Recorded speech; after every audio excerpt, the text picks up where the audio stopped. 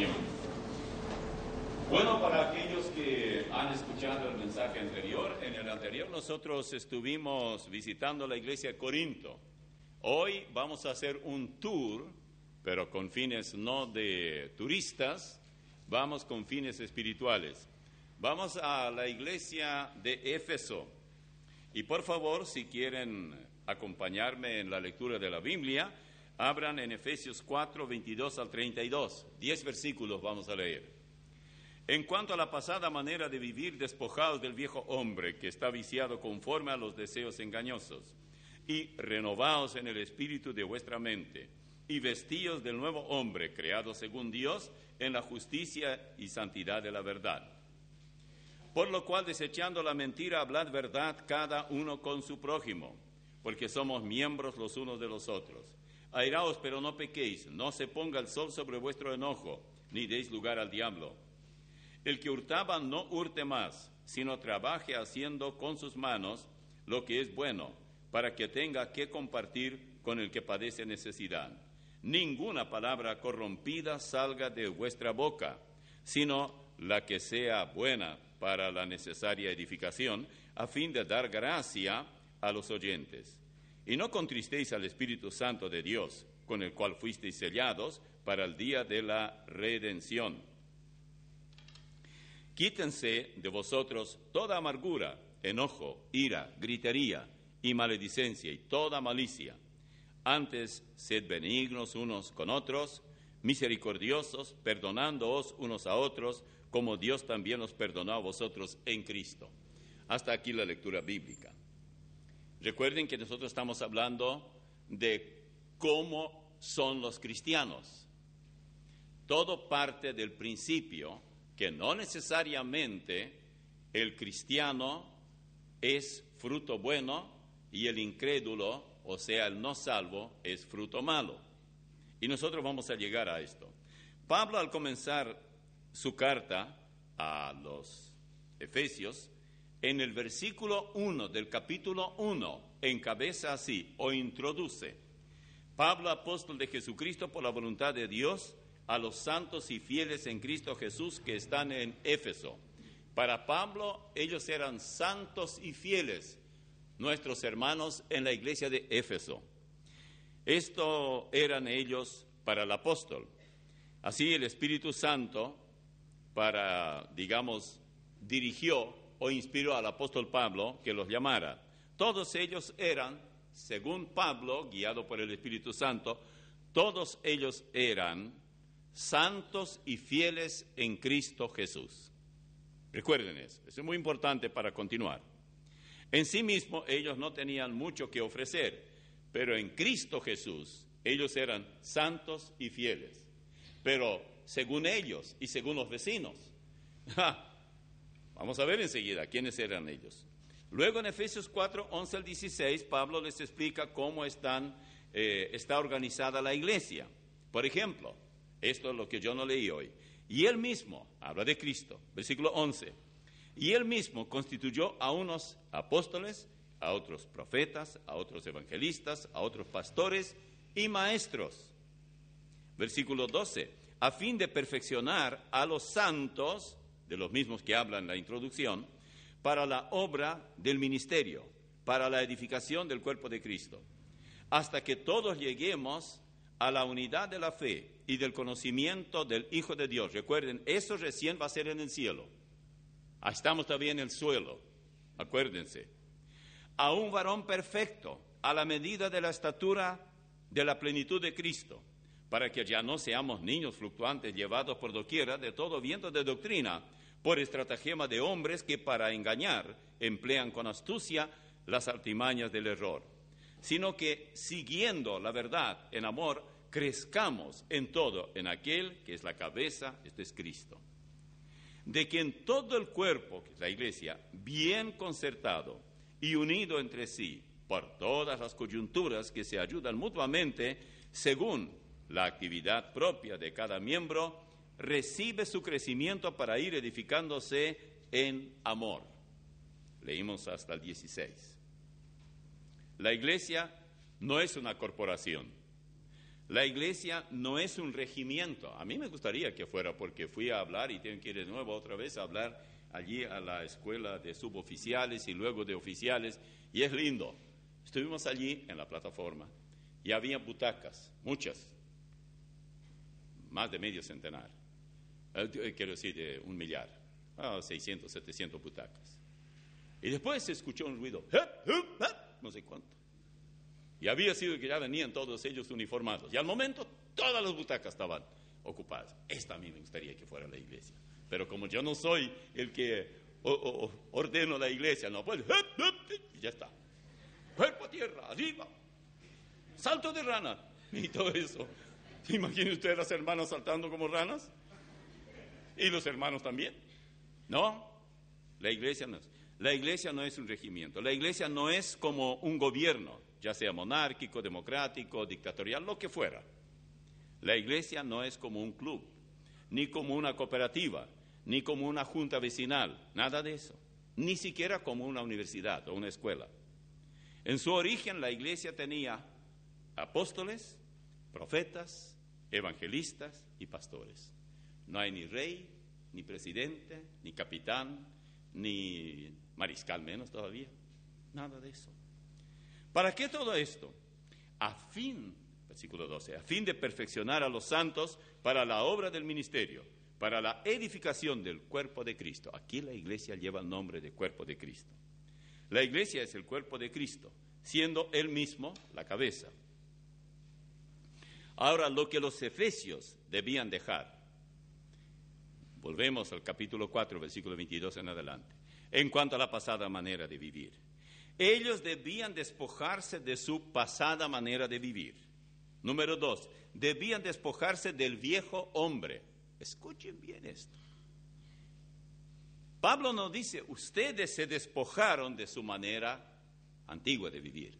Ustedes se despojaron del viejo hombre. No, debían hacerlo.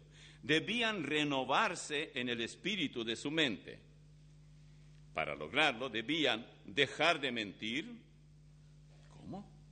Los llama santos y todo esto, y ahora les dice que ¿acaso los santos mienten? Bueno, debían dejar. Por lo cual, desechando la mentira, hablad verdad cada uno con su prójimo, porque somos miembros los unos de los otros. Versículo 25. Es muy importante que usted lo sepa, está en el Efesios 4. El enojo entre ellos no debía durar más de 24 horas.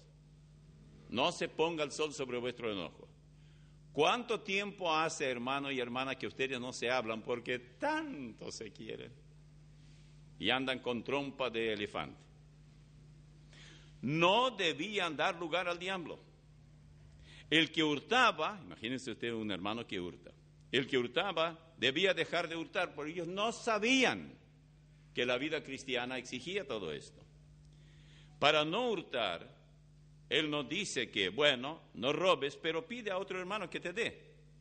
No, dice, trabaje haciendo con sus manos lo que es bueno para que tenga que compartir con el que padece necesidad. Versículo 28. Es muy fácil repartir lo que no es de uno, pero cuando usted trabaja y tiene que trabajar con el sudor de su frente, no con el sudor del frente, que no es lo mismo. Pablo les enseña cómo deben hablar ahora. De la boca de ellos no debían salir palabras corrompidas, es decir, vocabulario obsceno, doble sentido, palabras groseras y subidas de tono. Lo mejor que podemos hacer cuando tenemos tiempo para hablar, tocar algún tema porque estamos más o menos matando el tiempo, es hablar de Cristo, hablar de la salvación, hablar de temas bíblicos. Yo siento tanto no haberle preguntado algunas cosas a José Luis Alcaraz. Estuve con él 2 veces en su casa y estuve predicando en su iglesia en México, pero hay muchas preguntas que hubiera querido preguntarle qué pensaba él sobre ciertos textos. Allá en Corintios, 1 Corintios 15, 33, Pablo dice, no erréis, las malas conversaciones corrompen las buenas costumbres. En este caso, las malas conversaciones tienen que ver con las falsas doctrinas. Una doctrina en particular era la doctrina de la resurrección. Algunos comenzaron a negarla. se les dice, no contristéis al Espíritu Santo de Dios, dice Pablo. El Espíritu Santo no es energía, lo que dicen los testigos de Jehová. Es alguien, es persona que puede entristecerse. La energía nunca se entristece. Trátela como usted quiera y no se va a entristecer. Pero la persona sí. Si ellos no cambiaban su manera de vivir, seguirían contristando al Espíritu Santo. Esas cosas eran necesarias, no eran compatibles con el Espíritu que fue el sello que los distinguía, escuche bien, el sello que los distinguía de los no salvos. ¿Qué nos distingue del mundo? El sello del Espíritu Santo. Para el día de la redención. ¿No fuimos redimidos? Sí. Hay dos formas que se usa la palabra redención. Una, la redención de nuestra alma. Y otra, la redención de nuestro cuerpo. ¿Ah, sí? Sí. Un día habrá una resurrección de los muertos, pero saldremos en cuerpos nuevos. Yo siempre quería que el Señor recogiera a su iglesia estando yo todavía aquí, pero cada vez que me estoy medio debilitando más y más, porque uno parece que es fuerte, pero no es tanto. Decía una vez un caballero, era argentino de origen, y ellos tenían una oficina de turismo en San Francisco, y yo le vi y dije, se ve muy bien. Eso es puro estuche, no, eso solo estuche. Así bien cantado a la Argentina. Y tal vez era cierto. Yo no sabía cómo andaba él por dentro, pero él me dijo eso, supe que se había operado del corazón, etcétera, etcétera. Bueno, ¿qué nos distingue del mundo? El mundano y el cristiano aquí son muy parecidos. Incluso debería de haber una diferencia muy grande.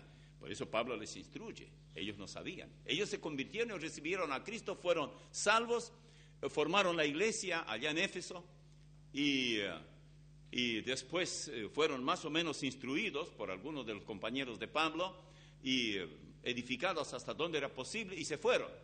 Pero quedaron muchas interrogantes sin contestar. Ellos no sabían que no hay que enojarse. Ellos no sabían que no hay que robar. Uno diría, pero eso cualquiera sabe. Pero ellos decían, no, si nadie ve, ¿qué problema hay? El Señor me dio. Es como dicen algunos.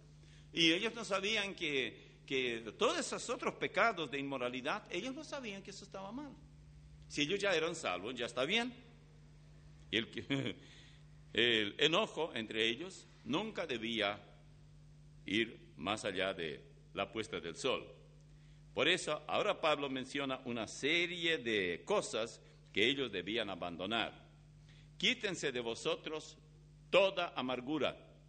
Esto es enojo, ira, gritería, maledicencia y malicia. Una vez estaban hablando así, la gente estaba hablando de cómo era cuando ellos, porque era aniversario de boda, ¿ve? Cuando más años viven juntos, entonces la gente pregunta, ¿cómo es que ustedes vivieron tantos años juntos? Y entonces le preguntaban, en el caso de ustedes, ¿quién habla más, ella o él? Y entonces él decía, bueno, cuando éramos novios, yo hablaba y ella escuchaba. Cuando nos casamos, ella habla y yo escucho. Yo escuchaba. Y ahora, los dos hablamos y los vecinos escuchan. Eso es exactamente lo que pasa. Pero no saben, esto no lo saben los cristianos nuevos. Y se gritan y casi pelean. Vean ustedes esos gallos que se pelean he visto ayer, estuve mirando unos gallos ahí en el campo y todavía son adolescentes y estaban para pelear, pero uno es más vivo, está con la cabeza así, que va a pelear y luego así baja y como que no pasó nada. Es más cristiano que muchos adolescentes de la Iglesia Bíblica Misionera, mis gallos. Sería más fácil trabajar con ellos. Bueno, quítense. A cambio, usted nunca puede sacar algo sin reemplazarlo. Antes sed benignos unos con otros, misericordiosos, perdonándoos unos a otros, como Dios también os perdonó a vosotros en Cristo. Esto está en Efesios 4:32. Significa esto que, siendo ellos cristianos, no sabían que debían dejar tantas cosas. Bueno, tal vez sabían, pero les costaba mucho abandonar sus viejos hábitos, que no es otra cosa que vieja vida y sus viejas costumbres. todavía mentían, todavía se airaban, es decir, se enojaban locamente, todavía andaban o daban lugar al diablo, todavía hurtaban, todavía tenían vocabulario obsceno, todavía entristecían al Espíritu Santo con su modo de vivir y de hablar, todavía había entre ellos amargura, enojo, ira, gritería, maledicencia y toda malicia. Pero todos ellos eran, según el apóstol Pablo, no según los predicadores de ahora, santos y fieles en Cristo Jesús. La diferencia no la hacían ellos, la hizo Cristo. Él no hace menos. Cuando Él salva a un pecador, Él lo hace santo allí nomás. ¿Por qué? Por el mismo término, el significado etimológico del término. Santo literalmente significa separado. Cuando Él salva a un pecador, cuando un pecador se entrega a Cristo, en ese momento es separado para siempre de la condenación futura. En el lago de fuego pasa primero como antesala por el infierno y para luego en el lago de fuego. Yo sé que esto muchos no lo creen. A mí eso no me importa. Yo solamente tengo que predicar lo que la palabra de Dios dice. Pablo nunca insinúa siquiera, nunca. Tanto con los corintios que hemos visto en el estudio anterior, como ahora con estos, que ellos no son salvos. Nunca se le ocurrió tal cosa. Vamos ahora a Efesios 2, 1 al 10. Si ustedes quieren seguir con la lectura así, con la vista en este texto, muy bien. Y Él os dio vida a vosotros cuando estabais muertos en vuestros delitos y pecados, en los cuales anduvisteis en otro tiempo siguiendo la corriente de este mundo, conforme al príncipe de la potestad del aire, el espíritu que ahora opera en los hijos de desobediencia, entre los cuales también todos vosotros vivíamos, o todos nosotros vivíamos en otro tiempo en los deseos de nuestra carne, haciendo la voluntad de la carne y de los pensamientos, y éramos por naturaleza hijos de ira, lo mismo que los demás. Pero Dios, que es rico en misericordia por su gran amor con que nos amó, aun estando nosotros muertos en pecados, nos dio vida juntamente con Cristo, por gracia sois salvos. Y juntamente con Él nos resucitó, y asimismo nos hizo sentar en los lugares celestiales con Cristo Jesús, para mostrar en los siglos venideros las abundantes riquezas de su gracia en su bondad para con nosotros en Cristo Jesús. Versículo 8. Porque por gracia sois salvos por medio de la fe, y esto no de vosotros, pues es don de Dios. No por obras para que nadie se gloríe, porque somos hechura suya, creados en Cristo Jesús para buenas obras, las cuales Dios preparó de antemano para que anduviésemos en ellas. Bien, hasta aquí Efesios 2, 1 al 10. ¿Cuántas veces hemos hablado de Efesios 2, 8 y 9, dejando el 10? Porque por gracia sois salvos por medio de la fe, y esto no de vosotros, pues es don de Dios, no por obras, para que nadie se gloríe, y es correcto. Así es como somos salvos. Para entender bien este texto tenemos que revisar brevemente desde el versículo 1. Y Él os dio vida a vosotros cuando estabais muertos en vuestros delitos y pecados. Decir Él os dio vida es lo mismo que decir Él os salvó. Él los salvó a ustedes. Los efesios ya tenían vida porque habían sido salvos. Todo esto ocurrió porque Dios, que es rico en misericordia y por su gran amor con que nos amó, lo hizo todo. Versículo 4. ¿Sabe qué? Nosotros no nos salvamos necesariamente porque nos arrepentimos. El arrepentimiento es la mano que extendemos para recibir el perdón por su gracia. Si Él no tuviera el remedio para nosotros, Él no pudo de ninguna manera sacrificar uno de sus atributos, que es la justicia. Él dijo, el día que ustedes coman de ese árbol van a morir. O sea, la muerte debe ser la consecuencia del pecado. Pero Él no quería que la raza humana se perdiera para siempre, lo que Satanás quería. Por eso Él optó por el plan que ya estaba preparado, ponerlo en acción. Cargó nuestra muerte, nuestra condenación eterna sobre su amado Hijo, Cristo Jesús, Pero Cristo Jesús pudo no solamente morir por nuestros pecados, sino resucitar y vencer la muerte. Ese fue el golpe más grande que Satanás recibió. Porque su arma más poderosa era la muerte. Él introdujo la muerte. Pero así como la muerte entró por un hombre, Adán, así también la vida, la victoria sobre la muerte por medio de Cristo. Por eso, Él os dio vida a vosotros cuando estabais muertos en vuestros delitos y pecados. Los efesios ya tenían vida, porque habían sido salvos. Todo esto ocurrió porque Dios, que es rico en misericordia por su gran amor con que nos amó, lo hizo todo Él. Yo solo recibí. Él compró el regalo, Él embaló el regalo, Él lo preparó, Él escribió la tarjeta dirigida a mí y me dijo: José, esto es tuyo. Vale tanto que jamás podrías comprarlo. Tienes herencia en el cielo. ¿Lo quieres? Yo dije sí. Todo cristiano es lo que hizo. Así usted se haya o no arrepentido de sus pecados.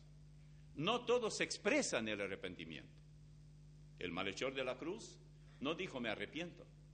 Solamente dijo acuérdate de mí cuando vengas en tu reino. Y el Señor le dijo no, pero hay una serie de cosas que tú tienes que decir. Tienes que conocer el Padre Nuestro de memoria, tienes que bautizarte, tienes que ir a la iglesia, tienes que dar tus diezmos. No, hoy estarás conmigo en el paraíso. El paraíso es el lugar donde iremos todos. Y si quieren saber, allá lo veremos. No solamente a nuestro Señor, veremos también a ese malhechor de la cruz, que muchos llaman el buen ladrón.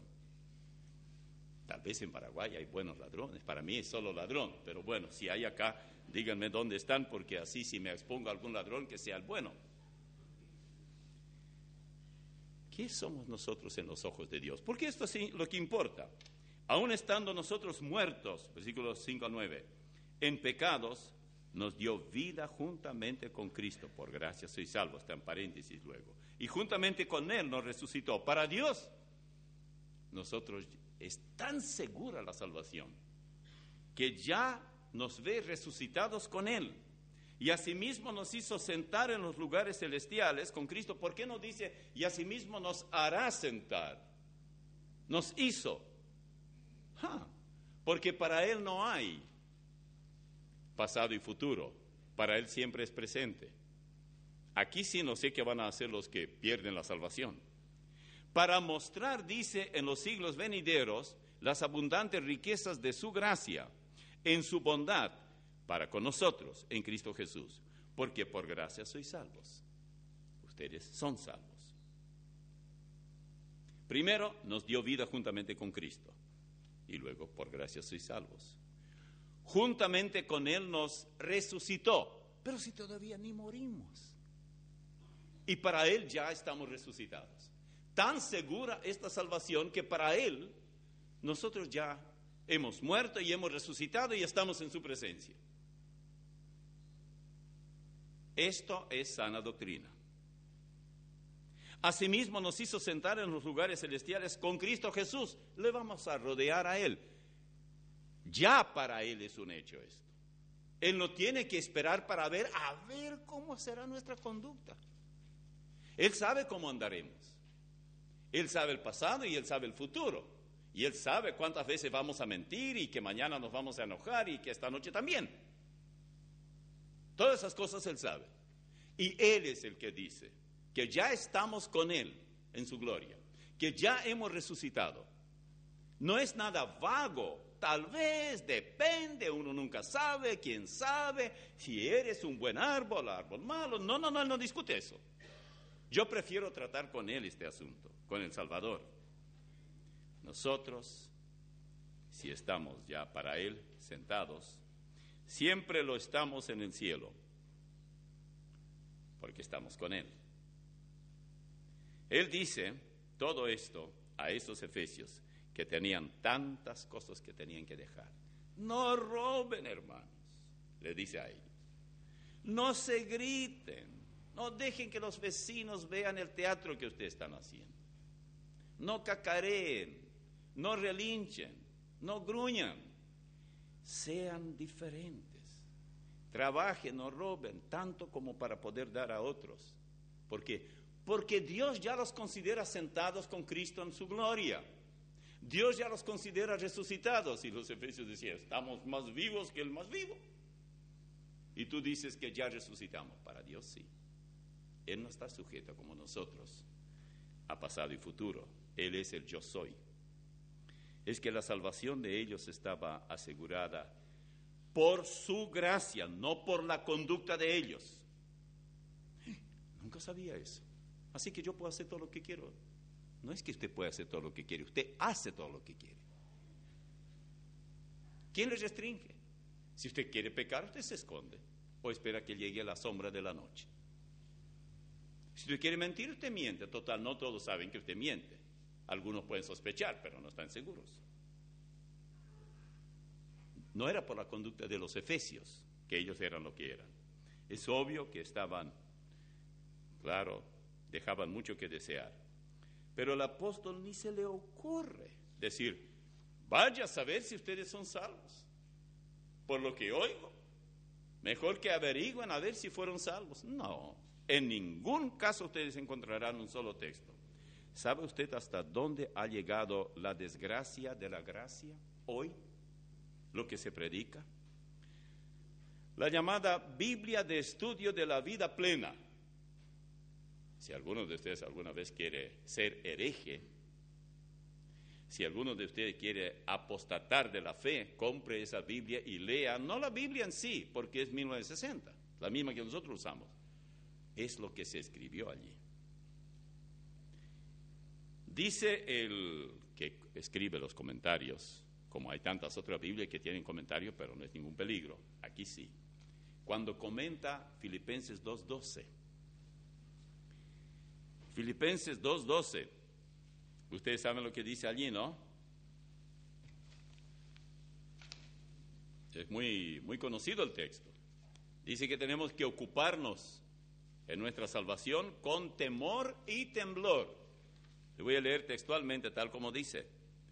Por tanto, amados míos, como siempre habéis obedecido, no como en mi presencia solamente, sino mucho más ahora en mi ausencia, ocupaos en nuestra salvación, en vuestra salvación, con temor y temblor. Ahora escuchen lo que dice el comentario de esta gente.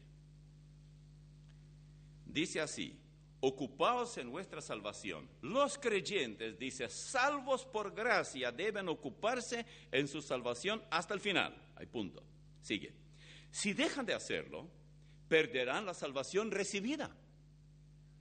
No dice, es porque nunca fueron salvos, sino perderán la salvación recibida. 1, no deben ocuparse en su salvación con simple esfuerzo humano o esfuerzos humanos, sino mediante la gracia de Dios y el poder del Espíritu que reciben. Y ahí véase tanto y tanto. Y luego 2, para ocuparse en su salvación, el creyente debe resistir al pecado y seguir los deseos del Espíritu Santo que vive en él. Eso comprende un esfuerzo constante a fin de usar cada medio que Dios ha provisto para derrotar el mal y revelar la vida de Cristo. Quiere decir que Jesús fue derrotado. Él no derrotó el mal por nosotros. Y aquí no hay gracia. Lo que hay es, tienes que saber que si no te portas mal, como dice, si dejan de hacerlo, perderán la salvación recibida. Es el único atrevido que esto lo dice en la propia Biblia. De modo que el ocuparse en la salvación, dice, enfoca la importancia de la santificación. Y ahí continúa. El creyente se ocupa en su salvación acercándose siempre a Cristo. Y ahí sigue. Es tan ambiguo, es un evangelio tan extraño, que no tiene ningún sentido. Usted tiene que ocuparse en su salvación para mantenerse salvo. La perderá incluso si usted tiene toda la seguridad que la recibió, y si no hay problema, Dios también sabe que usted recibió la salvación. Pero Dios se ha rebajado tanto que le obsequió la salvación y dice luego, caballero, dama, eras mi hijo, eras mi hija, pero dame el regalo de la salvación y anda al infierno. Yo a veces me pregunto y digo, ¿cómo es el asunto de la salvación? ¿Qué es lo que Él da cuando nosotros recibimos a Cristo? ¿Qué nos da? Vida eterna. Podría decir Dios, bueno, tú tienes mitad de la eternidad. ¿Tiene sentido esto? Tú tienes un cuarto de la eternidad y ya tienes que morir. Él no da menos. En el momento que los efesios recibieron el Evangelio, todos recibieron la vida eterna. Cuando la Biblia habla acerca del comportamiento, cosas que tienen que dejar y cosas que tienen que, adoptar como cristianos, no está involucrando la salvación. Justamente esto es para los ya salvos. Sería inútil hablarle a un cadáver cómo tienen que portarse. Vayan al cementerio, vayan, prediquen allá a ver cuántos van a comenzar a andar bien. No, el hombre sin Cristo es un cadáver espiritual.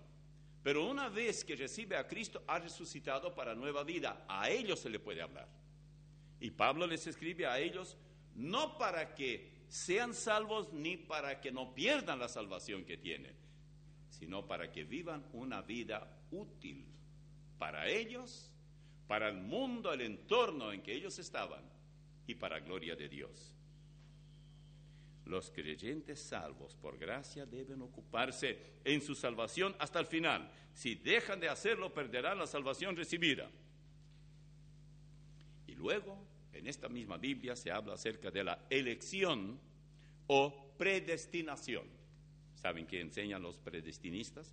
Bueno, ellos dicen, no hay nada que predicar a nadie. Dios elige a este y al otro no. Dice, este es salvo, este al infierno, este es salvo, este al infierno, y así. Eso es elección, dicen ellos. Y predestinación es, cada uno ya fue predestinado. No importa lo que tú quieras. Por más que quieras ser salvo, de nada vale porque Dios te predestinó al infierno y Él es inmutable, no va a cambiar. Tú tienes que cambiar y aceptar el infierno. Conformarte con el infierno. Es más o menos así. Ahora, si tú no quieres ser salvo, te parece muy aburrido, te parece que Satanás es mucho más bonachón y todo eso, y quieres perderte, Dios dice, te predestiné para el cielo amigo.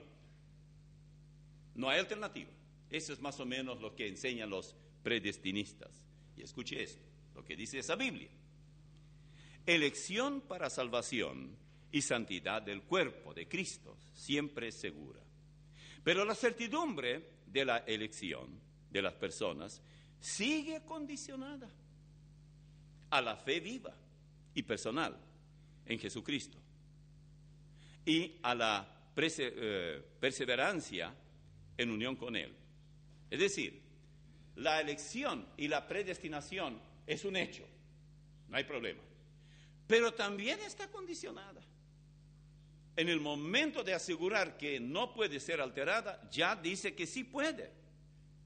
Pablo demuestra esto, dice, ¿cómo sigue? El eterno propósito de Dios para la iglesia es que los creyentes sean santos y sin mancha delante de Él. Y cita Efesios 1:4.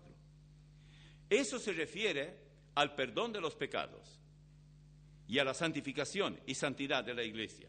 El Espíritu Santo conduce al pueblo elegido de Dios hacia la santificación y la santidad. Y ahí sigue.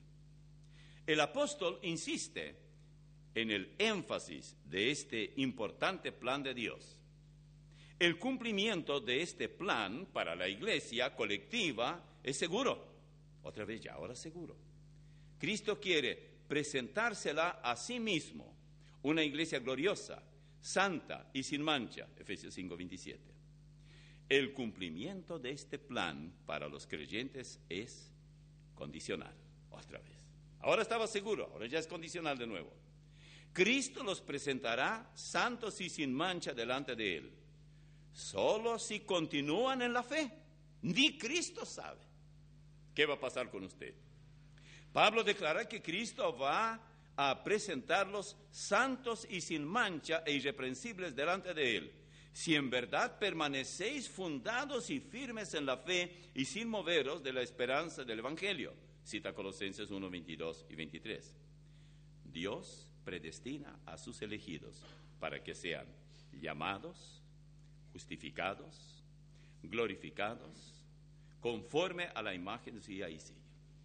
Yo cuando leo eso digo, menos mal que a mí me llegó el evangelio de la pureza y el Espíritu Santo cómo asiste a quienes quieren no equivocar el camino, porque esto es realmente herejía pero de envergadura, es herejía mayor. En resumen, con respecto a la elección y predestinación, se pudiera, escuche bien esto lo que dice, se pudiera emplear la analogía de una gran nave rumbo al cielo. Ellos tratan aquí de usar una metáfora y sigue así, dice, o una analogía. Dios escoge la nave, que es la iglesia, para que sea su embarcación personal. Cristo es el capitán y el piloto de esa nave. Todos los que desean formar parte de esa nave elegida y de su capitán pueden hacerlo mediante la fe viva en Cristo, por lo cual pueden abordarla. Mientras están en la nave, en compañía del capitán, están entre los elegidos. Si optan por abandonar la nave y al capitán, dejan de ser parte de los elegidos. No sé si me explico bien, yo estoy tratando de leer lento lo que dice. La elección siempre es solo en unión con el capitán de su nave. O sea, él elige y él dice, bueno, yo te elijo, pero depende cómo te vas a portar, porque la elección y la predestinación y la seguridad de tu salvación no depende sino solamente de mí. El día que tú no hagas lo que yo quiero, entonces todo lo que yo te prometí no es cierto, yo miento, dice el Señor. Viene a ser así. La predestinación, sigue diciendo, tiene que ver con el destino de la nave y con lo que Dios ha preparado para los que permanecen en ella. Dios invita a todo el mundo a subir mediante la fe en Jesucristo a la nave elegida. Y ahí termina. Cualquier persona que lee todas esas notas sí que le va a explotar la cabeza y se va a secar el seso, o los sesos si quiere. Nunca he visto impresa, y menos en la Biblia, tan extrema herejía. Generalmente suelen decir que en realidad no fue salvo, que no tiene frutos de la fe verdadera, o no tuvo fe verdadera. Esto es lo que se animaban a decir hasta ahora, pero esto le pasó a todos. Esto no es muy nuevo. Constantino, quien dio origen a lo que hoy conocemos como Iglesia Católica Romana, fue enseñado, a él le enseñaron que una vez que él se bautiza, no debe pecar más. Porque si él, escuche esto, si él peca, no solamente pierde la salvación, sino que no puede volverse a bautizar otra vez para recuperarla. Algo de esto el pentecostalismo y el carismatismo enseña hoy. Entonces, ¿qué iba a hacer Constantino? Era tan bonachón, ¿verdad? Bueno, él les dijo a los que le enseñaban esta teología, esas mentiras, que no le bauticen, porque él no tenía ninguna seguridad que no va a pecar, especialmente si está sano. Entonces dijo, no me bauticen, hasta cuando vean que yo ya estoy a punto de morir, ahí échenme agua. Así no corre el peligro, que a él le habían enseñado esto. Él pidió y así lo hicieron. En parte este fue el origen del bautismo por aspersión. El bautismo por aspersión comenzó cuando se pensó o se enseñó que el bautismo también salva, o por lo menos ayuda. Estas herejías están saliendo ahora como novedades en la Biblia nuestra. Estas herejías se están imprimiendo nada menos que en la Biblia que nosotros mismos usamos. Este método de ir al cielo es el mismo que usan todas las sectas. Las sectas se conocen por intimidación, amenazas, persecución psicológica, falta de autoestima. Todo esto es herejía. La psicología no es ciencia, es religión. La autoestima es una de las mayores herejías. A nosotros no nos falta estima. A ver cuántos de ustedes son tan humildes que hasta ustedes se sorprenden de su humildad. Levanten la mano, yo quisiera tratar solo con humildes. ¿Cuál es nuestro problema? ¿Tenemos demasiada alta nuestra autoestima o demasiado baja? Demasiado alta. Entonces, ¿por qué urge la Biblia? Humillaos pues bajo la poderosa mano de Dios. ¿Por qué nos dice, levanten su autoestima? ¿Por qué se sienten como pollos mojados? Levanten, ustedes valen algo, ustedes son hijos del rey, son príncipes y princesas, si se trata de damas. No. Las sectas hacen esto. Primero dicen, esta es la única iglesia verdadera, o sea, la nuestra. Ellos pueden tener templo, ellos pueden mencionar a Cristo, ellos pueden cantar algún himno nuestro y todo eso, pero eso no tiene importancia. Si no hacen lo que decimos, sucederá algo grave con usted. Han habido muchos. Jim Jones, hace ya muchos años. Repito, yo he escuchado a este hombre varias veces, porque él estaba en la zona de la bahía de San Francisco. Y recuerdo una vez que yo escuché y él decía que él manejaba un vehículo que para esa época, qué sé yo, el vehículo tenía tal vez 15 años, puesto que era costumbre en Estados Unidos cambiar cada 3 años, comprar un nuevo vehículo y entregar el otro porque era fácil y era más seguro. Entonces él decía que él no era de esos. 920 o 925 individuos los envenenó una noche en Guyana. Entre las cosas que se hacían allá, no se podía salir del círculo. El que cayó allí ya cayó. Sí, muy melosamente los atraían. Y claro, les decían que ellos necesitaban elevar su autoestima, que nadie los quería, y claro, y venían jovencitos, decían, mi papá y mi mamá no me entienden, y así por el estilo iban ganando. Hasta que un día un congresista fue a Guyana, porque se supo que algo estaba pasando. También a él lo mataron. Había matones con metralletas y estaban envenenando, todos tenían que tomar veneno. Aquellos de ustedes que tienen cierta cantidad de años saben que en la portada de una de las revistas, y en muchas salió, todos los cuerpos allí, chiquitos, niños, todos envenenados. Y todo esto salió grabado, por eso se supo lo que el hombre al frente dijo, Jim Jones. Y Jim Jones al final también tomó su veneno y también cayó muerto. Se salvó solo una señora con un bebé que salió por los bosques por ahí y de alguna manera se salvó. Mal paga el diablo a quien bien le sirve. La única manera para no caer en ningún tipo de herejía y de secta es acercarse al Señor y asegurarse que uno está en sus manos. Ellos le dicen a uno, al principio son muy buenos, le sirven de todo. Y luego si no das dinero, si dices algo a tus padres que tú estás acá, si tratas de desertar, te va a pasar tal o cual cosa. Por ejemplo, tu hermanito va a morir, tu papá va a morir en un accidente, o tu cónyuge, o lo que fuera. Pero siempre es intimidación. Satanás no tiene nada bueno que ofrecer. Él tiene infierno, él tiene lago de fuego, él tiene inseguridad constante, él tiene derrotas por todas partes, solamente eso. Él no ofrece victoria. El Señor asegura que aquellos que son suyos no pueden ser, digamos, arrebatados por nada ni por nadie. Ay, me gusta esto que viene ahora. Juan 10, 27 al 30 dice, mis ovejas oyen mi voz, y yo las conozco, y me siguen. Y yo les doy vida eterna. Toda la vida eterna Él me dio, yo no hice nada para tenerla. Ahora, si yo la quiero disfrutar, magnífico, vivir para Él esa vida. Sigue, y no perecerán jamás, ni nadie las arrebatará de mi mano. ¿Qué dice el comentario de esa Biblia? Aunque por gracia sean salvos, perderán. Mi Padre, versículo 29, mi Padre que me las dio es mayor que todos, y nadie puede arrebatar de la mano de mi Padre. Yo y el Padre uno somos. Juan 10, 27 al 30. El apóstol Pablo nos recuerda que nada, nadie, ni nada, porque también puede haber alguien o algo, hay diferencia, Vamos a lo algo. Romanos 8, 33 al 39.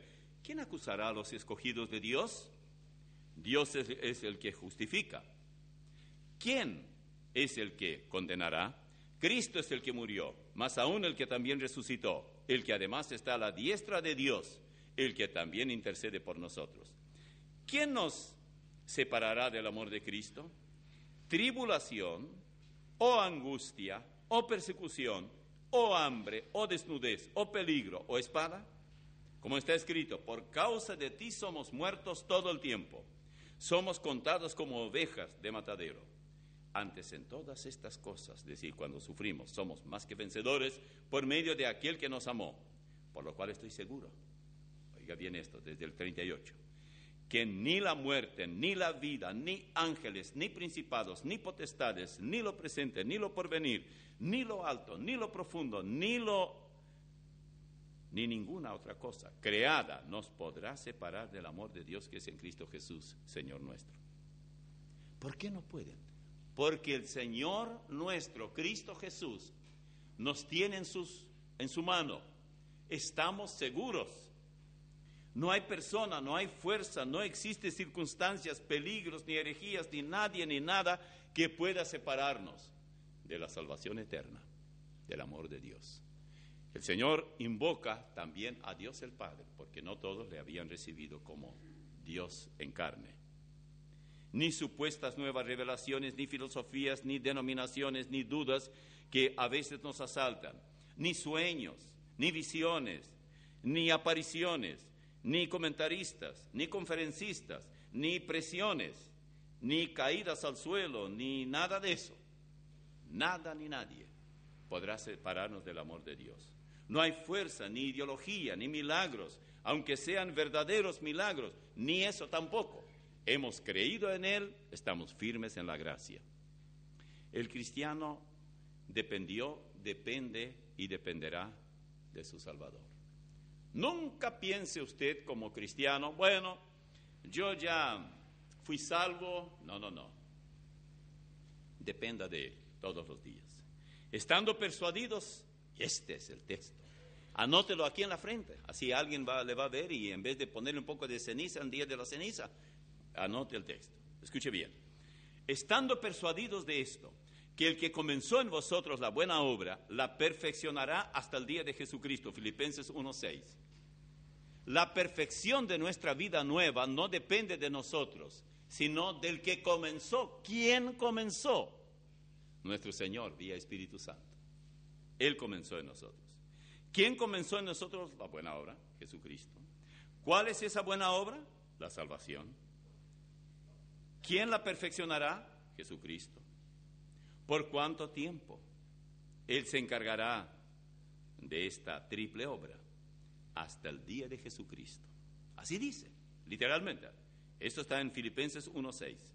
Es decir, hasta cuando nos encontremos cara a cara con Él. Aquellos que mueren, que ya murieron, que mueren hoy en Cristo, van y se encuentran con Él y dicen, ojalá hubiera muerto cuando así yo tanto dinero tiré en toda esa clase de basura, de drogas y todo esto, y sufrí tanto, y te hubiera dado a Radio América para que sigan predicando todo ese dinero.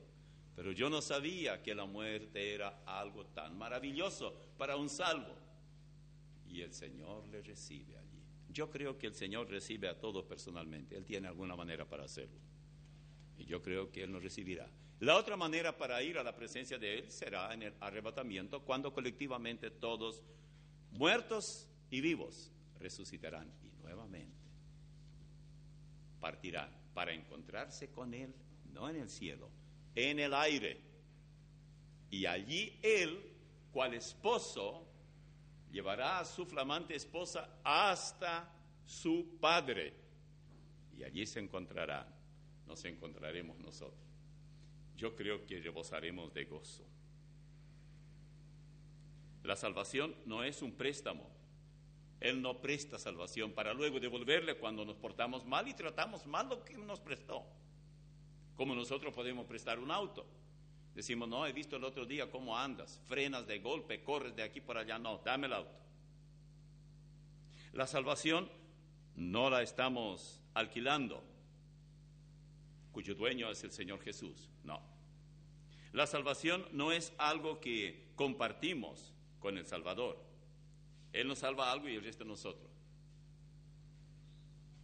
La salvación no nos fue dada a modo de prueba. Bueno, te doy la salvación y voy a mirar cómo te portas, como nosotros a veces hacíamos con los chicos. Mira, este es una cosa muy linda. Tú tienes que cuidar. Este autito te doy. Mira qué lindo es. Pero si comienzas a patear y a hacer quién sabe qué, lo vas a destruir, yo te lo quito. No, la salvación no es eso. Él nos salva una vez y Él desea que vivamos para Él. Pero eso ya no depende solo de Él, depende de nosotros. Nosotros decidimos si le hemos de servir o nos cruzamos de brazos. El problema es que no podemos vivir cruzados de brazos. Entonces, hay alguien otro que está buscando obreros. Ese alguien es Satanás. Y cuando él encuentra a alguien que ya no le pertenece a su familia, a ese es a quien más busca. Por eso dice, la salvación no le puedo quitar. El Salvador lo salvó. Satanás cree en la seguridad de la salvación. Él sabe que los salvos son salvos. Pero lo que puedo hacer es maniatarlo en una vida mundana para que no afecte a otros. Y yo creo que estas son las instrucciones que Satanás da a sus demonios. No trabajen para desconvertir al convertido, porque esto es imposible. Porque aquellos que enseñan que la salvación se pierde son mis discípulos, dice el diablo. Pero los que son verdaderamente predicadores de la palabra de Dios saben lo que yo sé y ustedes, los demonios, también saben. Que una persona una vez salva es salva. Así que no traten de desalvarlos. Deshacer la salvación, no lo podrán hacer. Así como una persona, él bien puede decir, una vez que nació, nació. Lleva el apellido de su padre. Fue engendrado por su padre. Demonios, recuerden, suponiendo una reunión con los demonios, el diablo. Aquellos que son salvos, fueron salvos por la obra divina y ellos nunca dejarán de ser. Ustedes no pueden, entonces, ¿qué hacemos? Maestro, ¿qué hacemos? Y él les dice, hagan esto. Vayan e involúcrenlos en lo material. Deje que pleiteen entre ellos, que peleen entre ellos, que asistan a conciertos, que traigan rockeros al templo. Todas esas cosas hagan. Entonces ustedes hagan que los cristianos sean mundanos en su conducta. ¿Y qué ganamos con esto? Oigan, no sean tontos. Ustedes ganan mucho. Todos ganamos. No los ganamos a ellos. Ellos ya son de Cristo. Pero lo que sí ganamos es que ellos no afectarán a otros con su conducta. Y así nosotros retendremos mayor número. Recuerden una cosa. La mayor cantidad posible tenemos que llevarnos con nosotros al remolino del lago de fuego. Ya saben ustedes que no nos queda otra. Trabajemos ahora, estamos trabajando contra el reloj. Es probable que el Salvador y Señor de ellos está muy próximo a venir. Y una vez que eso ocurra, y una vez que pase la gran tribulación, y yo, Satanás dice, sea echado fuera de función, entonces no podríamos actuar durante 1000 años. Y ni bien terminan los 1000 años, yo sé lo que va a pasar, está en Apocalipsis 20, y tendremos que ir y comparecer ante el gran trono blanco. Y tanto yo como ustedes iremos a parar en el lago de fuego. Allí es donde yo quiero ver el resultado del trabajo de ustedes. Los millones que ustedes pueden traer, si les meten en la cabeza, por donde fuera, que no sirvan los que ya son salvos, porque los salvos son salvos. Él lo sabe. La salvación, repito, es un regalo. Mas a todos los que recibieron, a los que creen en su nombre, les dio potestad de ser hechos hijos de Dios. ¿Quién dio potestad? El Señor. Los cuales no son engendrados de sangre, ni de voluntad de carne, ni de voluntad de varón, sino de Dios. Juan 1, 12 y 13. No olvidemos que recibir a Cristo es creer en Él como único Salvador. No hay más salvadores. El derecho o potestad de ser uno hecho hijo de Dios corresponde a todo aquel que le recibió. Cuando conducimos a un pecador a Cristo, esto nos hace padre espiritual de ese pecador. Yo soy padre de unos cuantos hijos porque los llevé a Cristo. Porque aunque tengáis 10,000 años en Cristo, no tendréis muchos padres, pues en Cristo Jesús yo os engendré por medio del Evangelio, dice Pablo en 1 Corintios 4:15. Yo os engendré. Te ruego por mi hijo Onésimo, a quien engendré en mis prisiones, Filemón 10, versículo 10, porque hay solo un capítulo breve. 1 Juan 5:18. Sabemos que todo aquel que ha sido nacido de Dios no practica el pecado, pues aquel que fue engendrado por Dios le guarda y el maligno no le toca. Qué bueno. ¿Qué le parece si el texto dijera así? Aquel que fue engendrado por Dios se guarda. Hay diferencia, ¿verdad? Le guarda. ¿Cómo es que yo sé que peco y él me ve como no? Como que no peco. Juan nos dice que el que ha nacido de Dios no practica el pecado porque se guarda, sino el que él dice, aquel que fue engendrado por Dios le guarda. Dios es, mediante el Espíritu Santo, engendra a cada cristiano. Y voy a terminar con una seria pregunta. ¿Cuántos de ustedes saben qué significa anatema? En Levítico 27:29, y esto sobre anatema, dice, ninguna persona separada como anatema podrá ser rescatada, indefectiblemente ha de ser muerta. Me gusta mucho la versión en español porque en inglés se usa la misma palabra, curse, que es para maldición. Anatema es maldición. Y vean ahora lo que dice. El primer texto está en Levítico 27:29. El segundo está en Deuteronomio 7:25 y 26. Deuteronomio 7:25 y 26. Permítanme leerles. Las esculturas de sus dioses quemarás en el fuego. No codiciarás plata ni oro de ellas para tomarlo para ti, para que no tropieces en ello, pues es abominación a Jehová tu Dios. Y no traerás cosa abominable a tu casa, para que no seas anatema de toda, digamos, la aborrecerás, o del todo, la aborrecerás y la abominarás, porque es anatema. 2 veces se menciona anatema aquí en este versículo 26 de Deuteronomio 7. Bueno, en Deuteronomio 13:17, de nuevo se menciona, y no se pegará a tu mano nada del anatema, para que Jehová se aparte del ardor de su ira, y tenga de ti misericordia, y tenga compasión de ti, y te multiplique como lo juró a tus padres. Repito, aunque la palabra anatema también significa maldición, el caso aquí es que el que comete pecado que ya lleva el nombre de anatema y no maldición, indefectiblemente ha de ser muerto. Y dejo con ustedes lo último que voy a leer, que está en Gálatas capítulo 1, versículos 6 al 9. Estoy maravillado de que tan pronto os hayáis alejado del que os llamó por la gracia de Cristo para seguir un evangelio diferente. No que haya otro, sino que hay algunos que os perturban y quieren pervertir el evangelio de Cristo. Mas si aún nosotros o un ángel del cielo os anunciare otro evangelio diferente del que os hemos anunciado, ¿qué dice al final?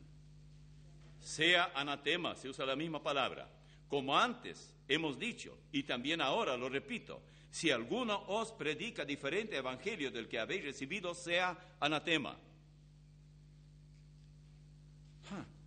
¿Significa esto que quienes predican lo que hoy leí y lo que hoy hablé, especialmente en la Biblia, donde se habla que aunque hayas recibido la salvación por gracia, la perderás, no tienen opción?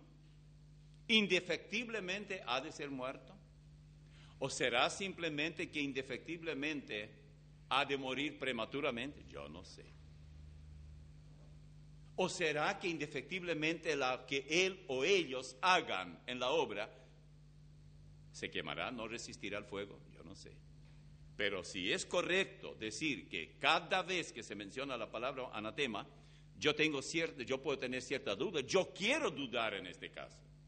Yo no quiero condenar a aquellos de quienes se habla, porque los que vinieron en Galacia y vinieron trayendo otro evangelio, y él dije que aunque un ángel del cielo venga con otro del cielo, porque también los demonios son ángeles, sea anatema.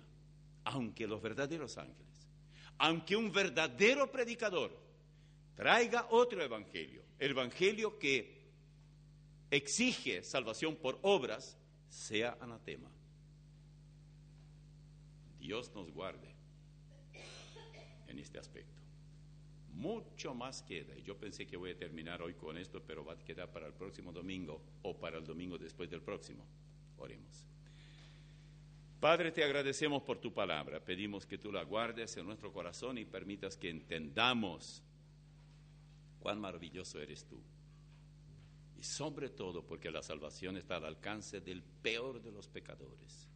Y porque no hay por qué temer, una vez salvos, que no podré vivir la vida cristiana, porque simplemente ninguno de nosotros la puede vivir. Tú la viviste por nosotros. Y gracias porque por tu gracia somos salvos y no por nuestro comportamiento. No obstante, pedimos que nos ayudes a reflejar en la mayor forma posible el reflejo tuyo en nuestro andar, en nuestro hablar, en nuestro pensar, en nuestro actuar, en nuestro vivir, sea como padres, como esposos, como hermanos, como familias, que en todo la gente pueda ver la clara diferencia entre quienes son y no son tus hijos. Y pedimos que muchos más lleguen a entender lo que es la salvación por pura gracia, la gracia divina, por Cristo Jesús. Amén.